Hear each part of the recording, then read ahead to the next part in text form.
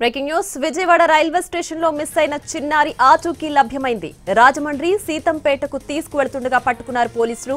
పాప ఇద్దరు నిందితులను విజయవాడ తీసుకొస్తున్నారు పోలీసులు.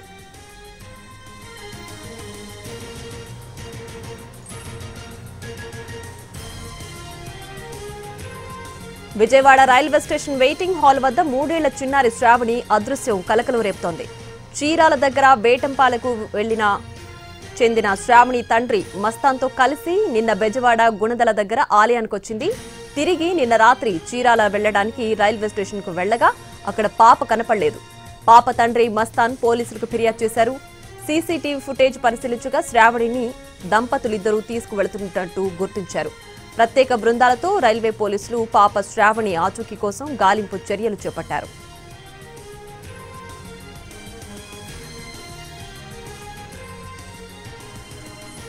దీనికి సంబంధించి మరింత సమాచారం మా ప్రతినిధి శ్రీకాంత్ అందిస్తారు.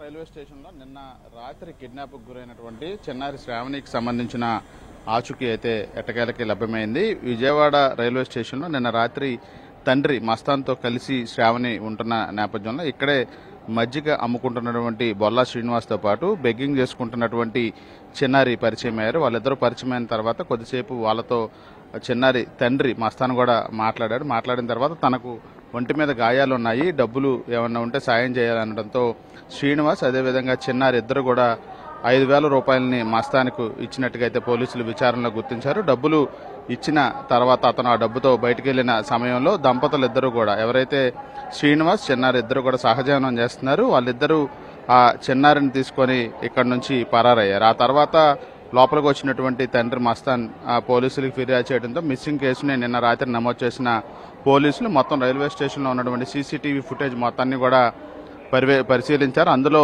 చిన్నారి అదేవిధంగా మస్తాన్ ఇద్దరు కూడా శ్రావణిని తీసుకొని పరారైనట్టుగా కూడా గుర్తించారు. శ్రావణి ఆచూకీ ఎవరైతే కిడ్నాప్ చేసిన వ్యక్తుల్లో ఒకరుగా ఉన్నటువంటి చిన్నారి స్వస్థలం రాజమండ్రి సీతన్నపేటలో అయితే గుర్తించారు. దీంతో వాళ్ళిద్దరిని చిన్నారిని కూడా ప్రస్తుతం విజయవాడ రైల్వే పోలీసుకి సంబంధించిన బృందాలు అయితే విజయవాడ తీసుకొస్తున్న పరిస్థితి కూడా ఉంది. అదేవిధంగా మస్తానే డబ్బులు తీసుకొని వాళ్ళకి అమ్మేశాడా అనే కోణంలో కూడా ప్రస్తుతం పోలీసులు విచారణ కూడా చేస్తా ఉన్నారు. మస్తాన్ దంపతులు కూడా విడిపోయి ఉంటున్న నేపథ్యంలో వాళ్ళ స్వస్థలం చీరాలలోని వేటపాలెం కావడంతో శ్రావణి తల్లిని కూడా ప్రస్తుతం అయితే విజయవాడ రైల్వే పోలీసులు పిలిపిస్తున్నారు.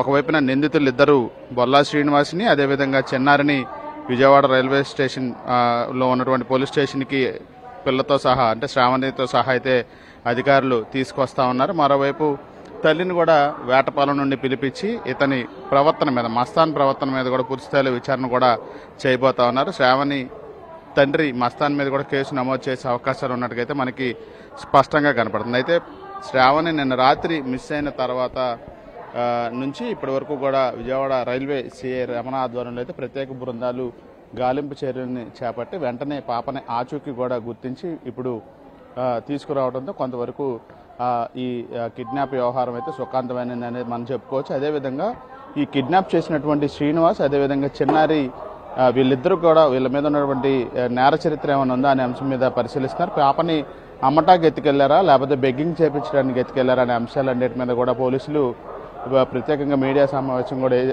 ఏర్పాటు చేసి వివరాలు వెల్లడించే అవకాశాలు ఉన్నట్టుగా మనకి తెలుస్తూ ఉంది. కెమెరా పర్సన్ మురళితో శ్రీకాంత్ ఎన్టీవీ విజయవాడ నుంచి.